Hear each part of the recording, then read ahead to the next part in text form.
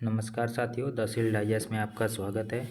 आज हम लोग चर्चा करेंगे डेमोग्राफिक डिविडेंड और इस क्षेत्र में आए रिवॉल्यूशन और साथ में हमारा जो लो फर्टिलिटी रेट है ना हमारा, तो उसके बारे में डिस्कस करेंगे। देखिए, ये आर्टिकल जो है 10 मार्च को आया हुआ था द हिंदू में, तो उसी को आधार बना करके आज हम ये चर्चा करेंगे। तो सबसे पहले ये जान लेना हमारे लिए ज़रूरी है कि हम एक यूपीएससी के एस्पायरेंट है और यूपीएससी एस्पायरेंट होने के नाते हमें क्या करना होता है, सबसे पहले सोचना होता है और जो कोई नहीं सोच रहा होता है हमें उसे सोचना होता है। और आज इस आर्टिकल में हम वही देखेंगे कि कैसे हम एक नए एंगल से नए तरीके से चीज़ों को सोच सकते हैं और जब हम उत्तर लेखन करेंगे तो वहाँ पर इन सारे पॉइंट को समाहित करके अपने उत्तर को एक बेहतर उत्तर बना सकते हैं। ठीक है, तो सबसे पहले ये देखते हैं कि ये हमारे जीएस पेपर से कहाँ से कनेक्ट होता है, कौन से पेपर से जुड़ता है। तो देखिए, सबसे पहले ये जीएस पेपर 2 है ना, हेल्थ एजुकेशन और ह्यूमन कैपिटल डेवलपमेंट से जुड़ेगा। फिर GS paper 3 economics human resource से जुड़ जाएगा और जीएस पेपर 1 सोसाइटी पॉपुलेशन से जुड़ जाएगा। ठीक है, तो ये मुद्दा है। एक ना टर्म बहुत ज़्यादा यूज होता है, जनसंख्या विस्फोट, और आप लोग इससे परिचित भी है।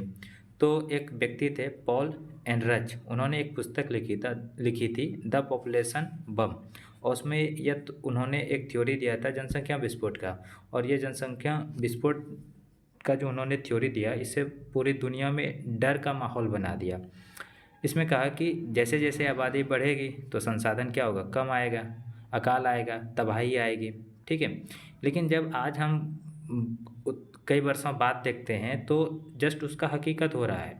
क्या हकीकत हो रहा है कि एक तरह से अगर देखा जाए तो हम इसमें डिस्कस करेंगे कि जनसंख्या नियंत्रण के युग से निकल के आज हम जनसंख्या सिकुड़ते हुए स्थिति में पहुंच गए हैं और ये हमारे लिए संकट है। और यूपीएससी ने पूछा भी था क्वेश्चन, जहाँ तक मुझे याद है 2024 में यूपीएससी ने क्वेश्चन पूछा हुआ था कि जनसंख्या शीत क्या है ना। तो जनसंख्या शीत किसको बोलते हैं, तो जो हमारा जनसंख्या धीरे धीरे गिर रहा है इसी को हम लोग क्या बोलते हैं, जनसंख्या शीत के नाम से जानते हैं ना, डेमो पॉपुलेशन विंटर के नाम से जानते हैं। तो आज इसी चैप्टर को हम लोग डिस्कस करेंगे। तो कुछ रिपोर्ट आया हुआ है, उन रिपोर्ट को आधार बना करके हम डिस्कस करने वाले हैं। आप यहाँ पर देखिए थोड़ा सा इस मैप को, ये कंटेंट आपको दे दिया जाएगा। ठीक है, भारत में जो कुल प्रजनन दर था, टोटल फर्टिलिटी रेट था 1951 में 5.9 था, लेकिन वर्तमान में कितना है 2.1। आज जबकि होना क्या चाहिए, आप सोचिए, होना कितना चाहिए 2.1 होना चाहिए, लेकिन है कितना 2 है। तो जो टोटल जो फर्टिलिटी रेट होना चाहिए उससे भी क्या हो गया है, कम आ गया है। तो अगर हमें टोटल फर्टिलिटी रेट को समझना है तो इसका मतलब क्या हुआ कि एक जो महिला है, ठीक है, वो महिला औसतन कितने बच्चों को जन्म देती है। और एक स्थिर जनसंख्या रखने के लिए हमें अगर एक स्थिर जनसंख्या रखना है, ठीक है, स्थिर जनसंख्या रखना है तो उसके लिए टोटल फर्टिलिटी रेट जो होना चाहिए वो कितना होना चाहिए, 2.1 होना चाहिए।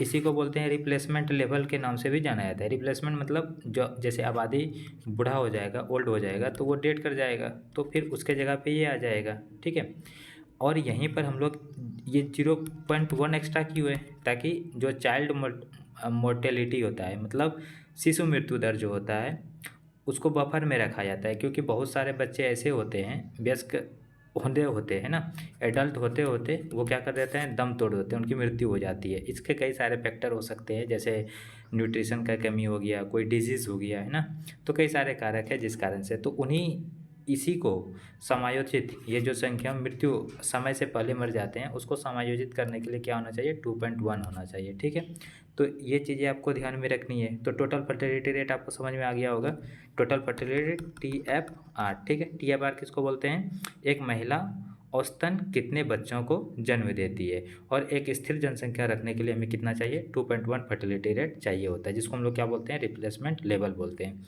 0.1 अतिरिक्त क्यों चाहिए, क्योंकि आपको बताया कि बच्चे वयस्क होने से पहले दम तोड़ देते हैं ताकि उसका समायोजन हो सके। अब मैंने जो आपको ये डेटा दिखाया कि कुल प्रजनन दर 1951 के आसपास अगर देखें तो 5.9% था। इसका मतलब क्या है कि अगर आज से हम 1950 के दशक में जाएं तो देखेंगे कि हमारे जो दादा दादी थे उनके 5-6 भाई बहन होना एक सामान्य सी बात थी। लेकिन आज जो हमारे पास डाटा है जिसका NFHS का है ना, ये क्या बताता है, ये 5 का जो सर्वे आया हुआ था, ये बता रहा है कि जो हम लोग का अभी फर्टिलिटी रेट है वो 2.0 पे आ गई है। इसका सीधा सा मतलब क्या हुआ कि भारत अब अपने आबादी को बनाए रखने के स्तर से भी नीचे गिर चुका है। और अगर ये तो रूरल का हो गया, अगर हम शहरी क्षेत्रों में देखें, अर्बन क्षेत्रों में देखें, तो यहाँ पर तो इसकी फर्टिलिटी रेट का 1.6 तक पहुँच चुकी है। अब बताइए, तो लो फर्टिलिटी रेट, कम प्रजनन दर की ओर हम लोग तेज़ी से बढ़ रहे हैं। अब जो ये तेज़ी से इधर की ओर बढ़ रहे हैं, तो इसके सामने कई सारे चुनौतियों, कई सारे संघर्ष भी है। अभी हम इसको डिटेल से चर्चा करेंगे, ठीक है।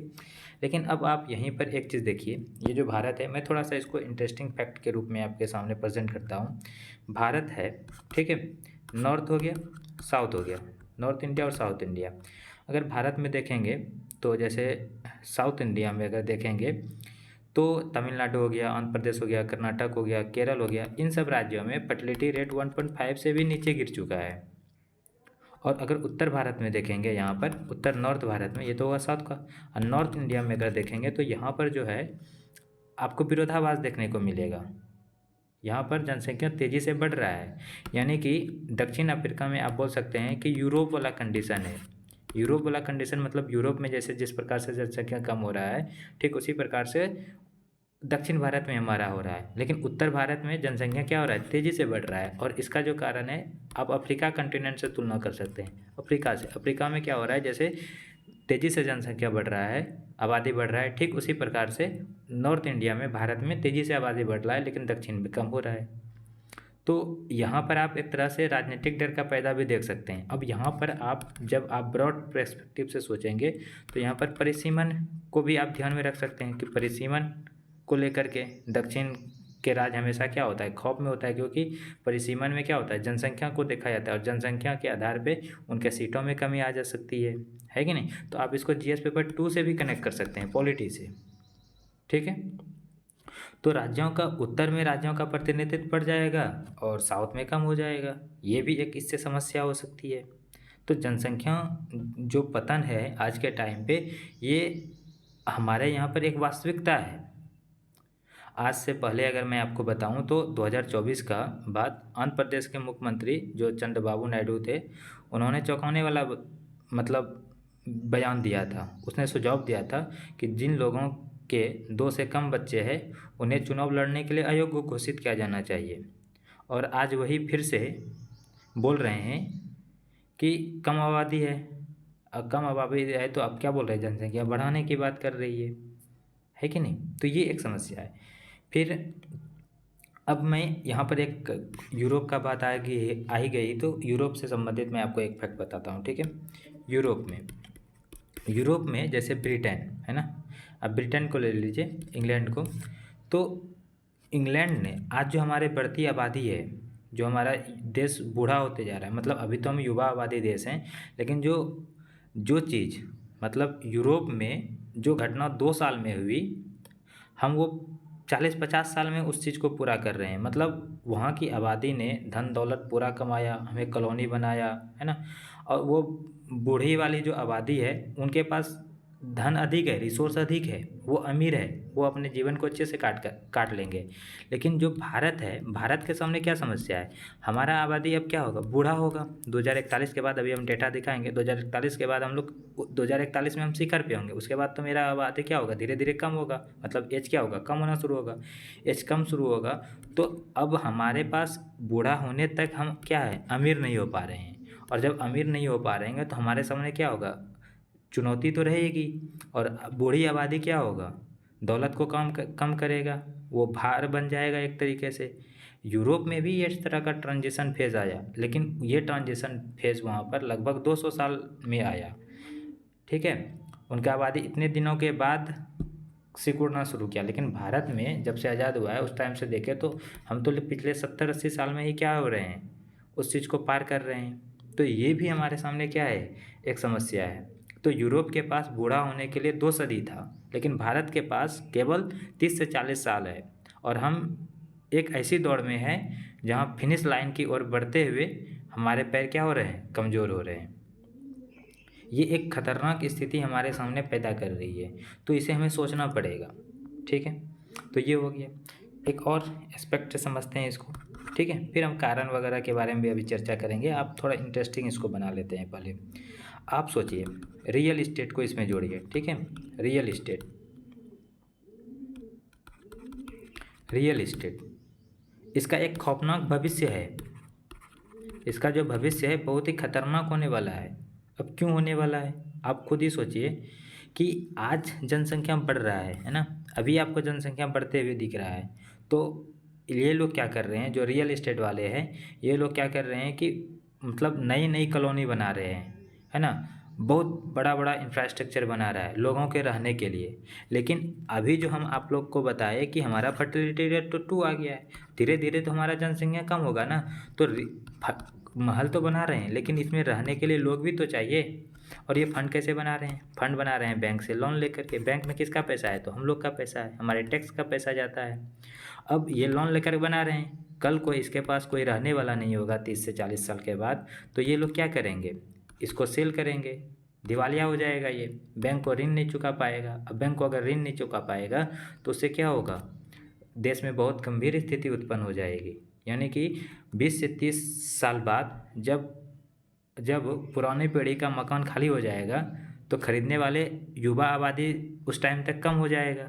और इसके कारण है कि सिंगल चाइल्ड पॉलिसी, हम लोग कम सिंगल चाइल्ड को अपना रहे हैं। दूसरी बात क्या है कि हम शहर में क्यों रहेंगे, जब हमें गांव में ही इंटरनेट की सुविधा, सारी चीज़ें सुविधा गांव में ही मिल जाएगा, तो कोई शहर की तरफ क्यों प्रवास करेगा।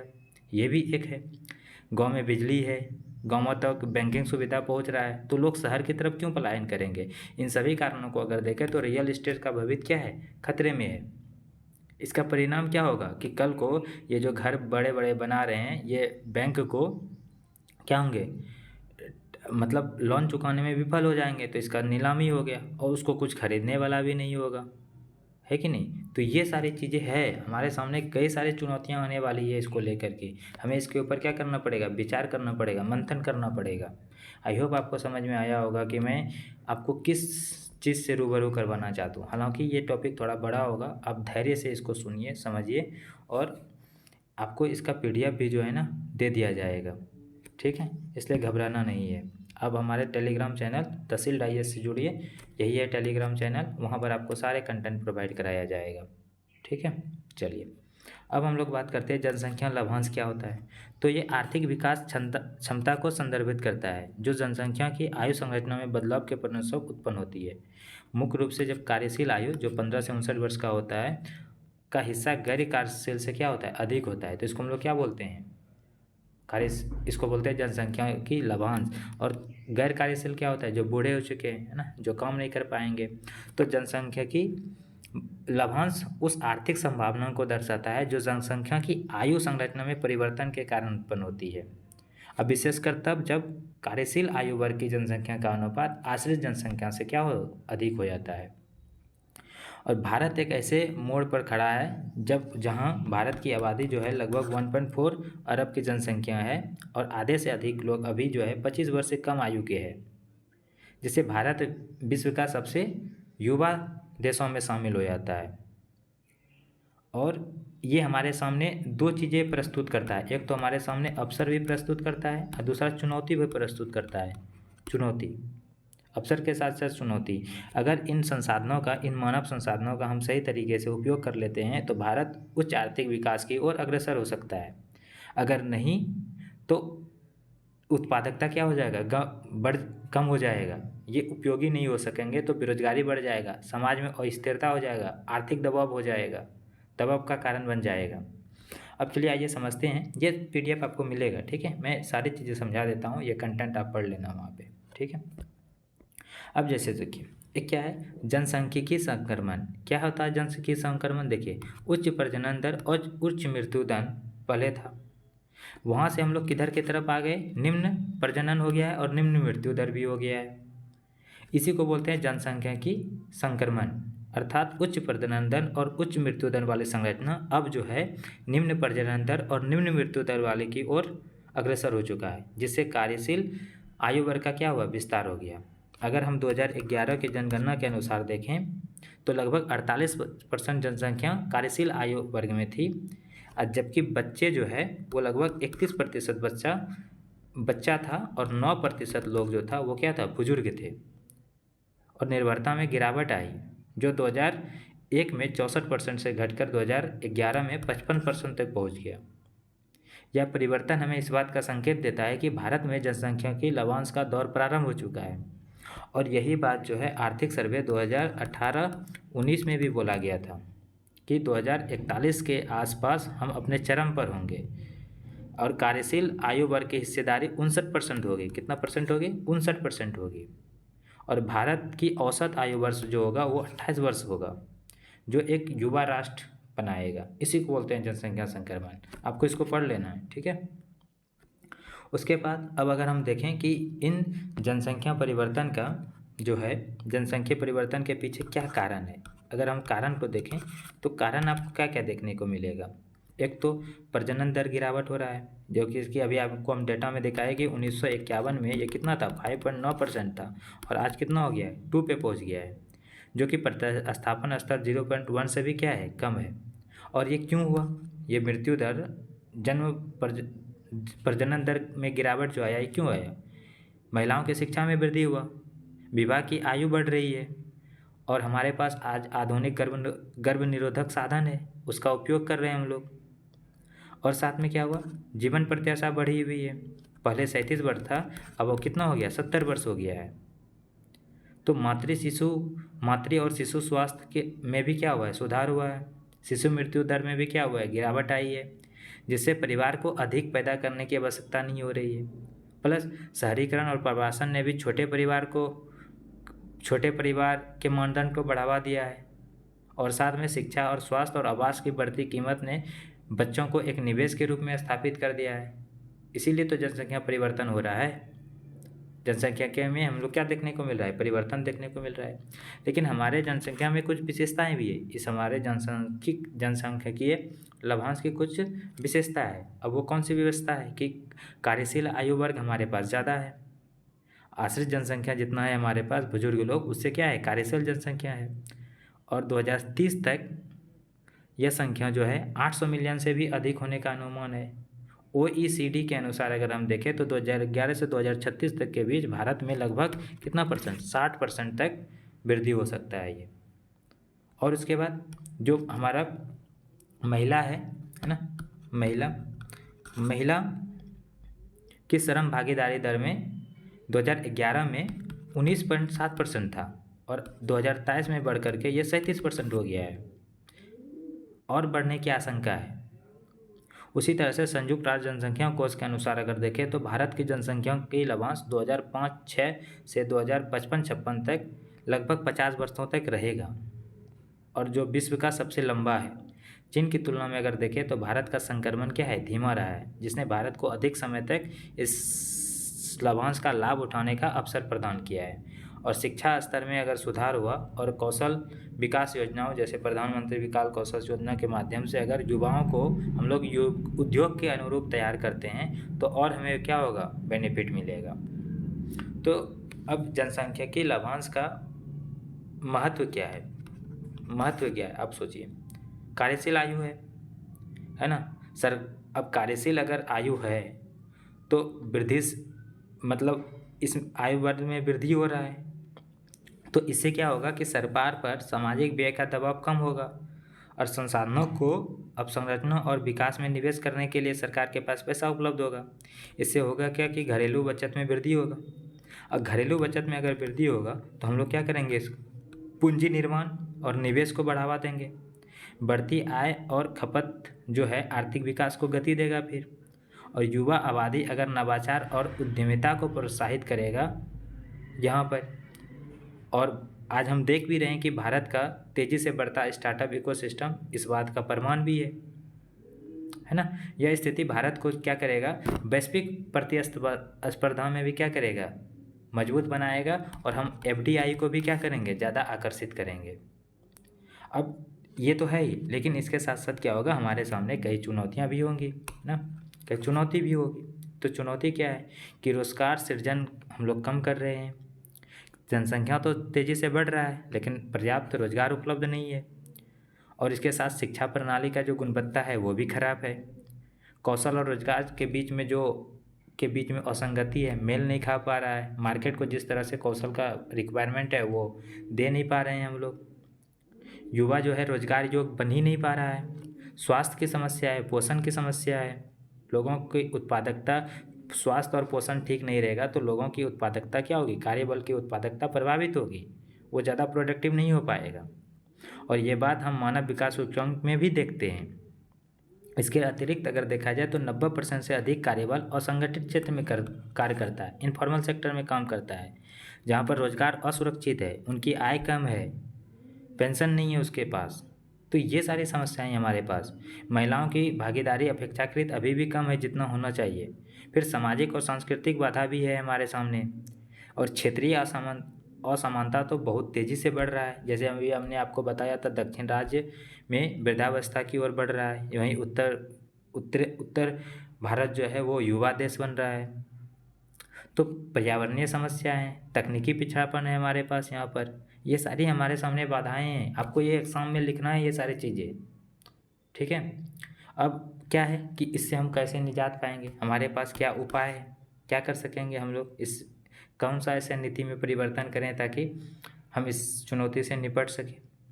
तो पहले जहाँ पर जनसंख्या नियंत्रण पर बात होती थी, अब हमें किसके ऊपर बात करना पड़ेगा, रोजगार सृजन के ऊपर बात करना पड़ेगा, कौशल विकास करना पड़ेगा, स्वास्थ्य में निवेश करना पड़ेगा, सामाजिक सुरक्षा पर ध्यान देना पड़ेगा, शिक्षा और स्वास्थ्य में निवेश बढ़ा करके हम मानव पूंजी को सशक्त बनाएंगे। फिर हमें श्रम प्रधान उद्योग को बढ़ावा देना पड़ेगा। आज हमारा जो जीडीपी है, जीडीपी में सबसे ज़्यादा योगदान किसका है, सेवा क्षेत्र का है, और जबकि यहाँ पर सबसे कम लोग काम कर रहे हैं, है ना। तो ये हमारे सामने चुनौती है। तो हमें जो करना पड़ेगा वो क्या करना पड़ेगा, श्रम प्रधान उद्योग को बढ़ावा देना पड़ेगा। आज एआई आ गया है, ये भी एक चुनौती है, क्योंकि एआई क्या कर रहा है, जॉब को खा रहा है। ये हम इसके ऊपर भी हम आपके डीप टेक्नोलॉजी के ऊपर हम एक टॉपिक कवर कराएंगे आपको पूरा होलिस्टिक तरीके से। तो एआई के सामने भी क्या है, रोजगार के ऊपर खतरा बना हुआ है, ठीक है। और हमें क्या करना पड़ेगा, तो महिलाओं की भागीदारी बढ़ाने के लिए हमें सुरक्षित और अनुकूलित कार्य का वातावरण तैयार करना होगा। फिर साथ में जो कौशल विकास कार्यक्रम सरकार चला रही है उसको उद्योगों के साथ जोड़ना पड़ेगा। यूनिवर्सिटी में उद्योग आधारित चीज़ों को पढ़ाना पड़ेगा, उसमें सुधार करना पड़ेगा। नई तकनीक जैसे एआई हो गया, ब्लॉकचेन हो गया, इंटरनेट ऑफ थिंग्स हो गया, इन सब में भी हमें क्या करना पड़ेगा, युवाओं को इन सब चीज़ें सिखाना पड़ेगा, उसमें सिखाना पड़ेगा, स्किल करना पड़ेगा उसको, है ना। इसके ऊपर हमें काम करना पड़ेगा। क्षेत्रीय असमानता को दूर करना पड़ेगा और राज्यों के बीच सहयोग को भी बढ़ाना पड़ेगा तभी। और भविष्य में वृद्धावस्था की समस्या से निपटने के लिए हमें क्या करना पड़ेगा, स्वास्थ्य सुविधा देना पड़ेगा, साथ में पेंशन देना पड़ेगा, स्वास्थ्य प्रणाली को सुदृढ़ करना पड़ेगा। और अंत में तब हम लोग क्या कर सकते हैं कि ये जो जनसंख्या लवांश है ये दो धारी तलवार है। दो तलवारी तलवार का है, इसका हानि भी है और लाभ भी है। अगर उचित नीति और निवेश के माध्यम से सही दिशा नहीं दिया जाए, अगर देंगे तो आर्थिक विकास सशक्त हो जाएगा, अगर नहीं देंगे तो कमज़ोर हो जाएगा, और अगर अनदेखा कर देते हैं तो बेरोजगारी, असमानता और सामाजिक स्थिरता का कारण बनेगा। इसलिए यह आवश्यक है कि अपनी युवा आबादी को एक संपत्ति के रूप में देखते हुए उसके अंदर शिक्षा, कौशल, अवसर को सशक्त बनाएं, ताकि जनसंख्या के लवांश को वास्तव में हम राष्ट्रीय विकास के लक्ष्य का आधार बना सकते हैं। और जो भारत सरकार ने जो सपना देखा है कि 2047 तक हम लोग क्या करेंगे, विकसित भारत बनाएंगे भारत को, हम उसको क्या कर सकते हैं, अचीव कर सकते हैं, ठीक है दोस्तों। तो आई होप आपको ये एक लेक्चर अच्छे से समझ में आया होगा। अब आपको कुछ नहीं करना है, ठीक है, इसमें सारे कंटेंट दिए हुए हैं, बस आप इसको क्या कर लेना, तैयार कर लेना, एक बार इसको पढ़ लेना। मैं इसको टेलीग्राम पे सेंड कर दूंगा। अगर ये वीडियो आपको अच्छा लगा, आपके लिए काफ़ी हेल्पफुल है, तो आप क्या करें, तहसील डाइजेस्ट चैनल को सब्सक्राइब करिए, अपने मित्रों के साथ साझा करिए, ठीक है। तो चलिए, अब ये तो हो गया। अब आप इसी के आधार पे हम लोग कुछ प्रश्न को सॉल्व करते हैं, ठीक है। एमसीक्यू जो मैंने बना के रखा हुआ है, अगर आपने इसको ध्यान से पढ़ा होगा तो आप इसे अच्छे से सॉल्व कर सकते हैं। चलिए देखिए, ठीक है। आप इस प्रश्न को देखिए, प्रश्न को देख करके आप यूट्यूब में के कमेंट बॉक्स में आप उत्तर दीजिए कि इसका सही उत्तर क्या होगा, ठीक है। देखिए, अभी हम आपको बताएं डेमोग्राफिक ट्रांजिशन, जनसंख्यिकीय संक्रमण क्या है। तो देखिए, NFHS के अनुसार भारत की कुल प्रजनन दर TFR प्रस्तावित दर से नीचे आ गई। अभी हम बताएं ना कि 2.1 होना चाहिए, जबकि है कितना 2। इसका मतलब ये स्टेटमेंट क्या हो जाएगा, सही हो जाएगा ना। भारत में जनसंख्या लवांश की खिड़की चीन की तुलना में छोटी है, लेकिन इसका शिखर अधिक ऊंचा हो गया है। उसके बाद दक्षिण राज्यों की तुलना में उत्तर राज्य पहले ही एजिंग के चरण में प्रवेश कर चुका है। तो आपको बताना है कि इसका सही उत्तर क्या होगा। ठीक है, कमेंट अक्सर में बताएंगे ये दोनों स्टेटमेंट सेकंड और थर्ड क्या है, गलत है, और पहला स्टेटमेंट क्या है, सही। तो उत्तर क्या हो जाएगा, केवल एक। एकदम यूपीएससी लेवल का प्रश्न बना करके दिए हैं आप लोग को, बस आपको इसके ऊपर अच्छे से प्रैक्टिस करना है। फिर देखिए सेकंड क्वेश्चन, जनसंख्या के लवास के आर्थिक प्रभावों के संबंध में कौन सा कथन सही है। वीडियो को पॉज करिए, अच्छे से पढ़िए और इसका उत्तर आप कमेंट बॉक्स में दीजिए, फिर आप इसका उत्तर देखेंगे। आश्रित जनसंख्या में कमी से घरेलू बचत में वृद्धि होगी। सेकंड स्टेटमेंट है कि भारत की सकल घरेलू दर 1991 में 23.5% से गिरकर 2023 में 20.2% हो गई है। कार्यशील आयु की जनसंख्या में वृद्धि से पूंजी निर्माण में कमी आती है क्योंकि उपभोग बढ़ जाता है। कितना सही है आप देखिए, इसका आंसर क्या हो जाएगा, केवल एक हो जाएगा। स्टेटमेंट 1 सही है, उसके बाद ये दोनों गलत है। ठीक है, फिर क्वेश्चन 3, आपको ये क्वेश्चन जो है टेलीग्राम चैनल पे मिल जाएगा। ठीक है दोस्तों, तो उम्मीद है आपको ये लेक्चर अच्छा लगेगा।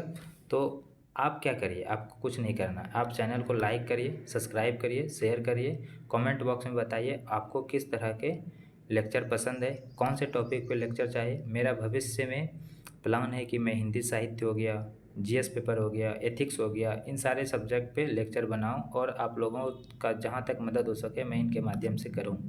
ठीक है, कुछ दिनों के बाद आंसर राइटिंग का सेशन लेकर के आएंगे, उसका आंसर लाइव डिस्कशन करेंगे हम लोग। ठीक है, धन्यवाद दोस्तों, मिलते हैं फिर नेक्स्ट इसी तरह के एक महत्वपूर्ण टॉपिक को लेकर के आपके सामने। जय हिंद, जय भारत।